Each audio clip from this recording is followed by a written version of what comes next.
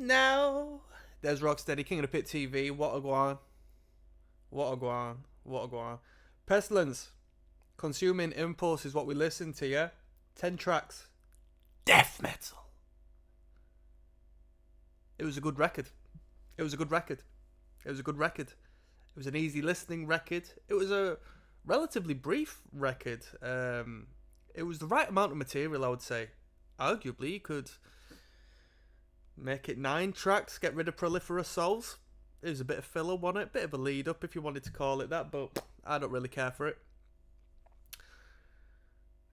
It was a consistent record. There was no downside to it. There was no weak song on the record.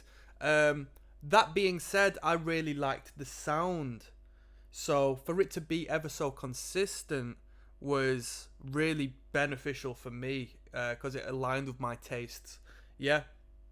Sound engineering was really good. This was put out in 89, although, correct me if I'm wrong, the YouTube said 89, but this had been put up on 2023, and the sound was so clear, it made me question, is it a remaster? Because records like this, you know what I mean, who've got a bit of a cult following and whatnot, they tend to get remastered and sold out by the labels at some point, right? So it made me wonder. It made me wonder because the sound is really good. The guitar tone really good. My sort of guitar tone.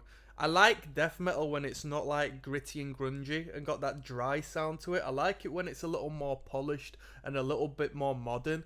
It suits my, feelings towards it a bit more. As you know, I'm not a traditional death metal fan, generally speaking, but this had the punk rock charm.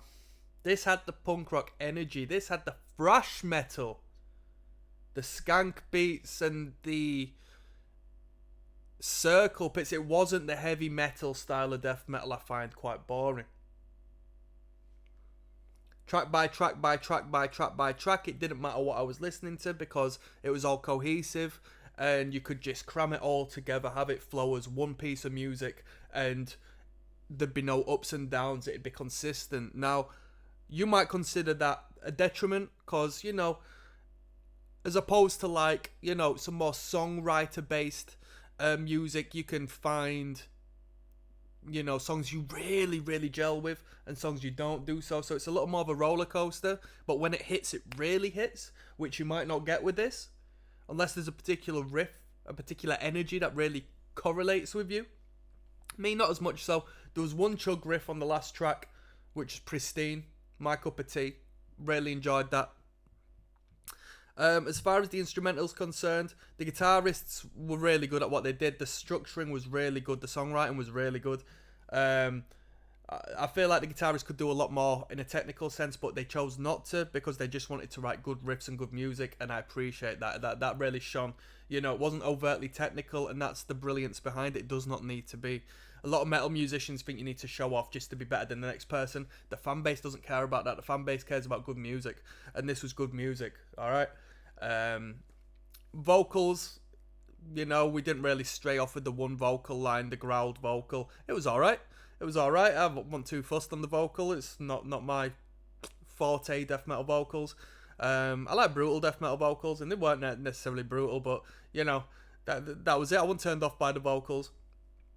Drummer played their part to a T. Played like a punk. Really enjoyed that.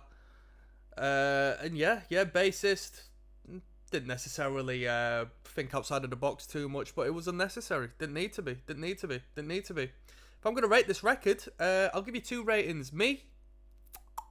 I'll give it a 6 out of 10. As far as death metal is concerned, from my experience with death metal, I'll give it an 8 out of 10.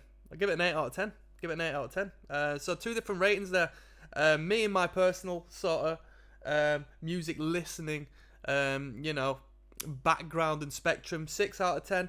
As far as within death metal, as far as within metal music as a whole, I'll easily give this an 8 out of 10. Yeah, I enjoyed it a lot. Am I going to return to it? Nah, I'm not. But would I have a problem returning to it if I had to? No, not at all. It wouldn't bore me. I'd still enjoy my experience. And I'd like to see the band live. I don't know if they're still performing. I think they are still performing, right? I know it's sort of like an old Ed sort of thing now, so it might not necessarily be what it once was, but if this was an independent local band who would just put this record out, yeah, I would have loved to have seen them. Would have really loved to have seen them. So that's my thoughts on Pestilence Consuming Impulse. If you want to recommend your own record for me to listen to, check out the Patreon. I'll see you there. Peace.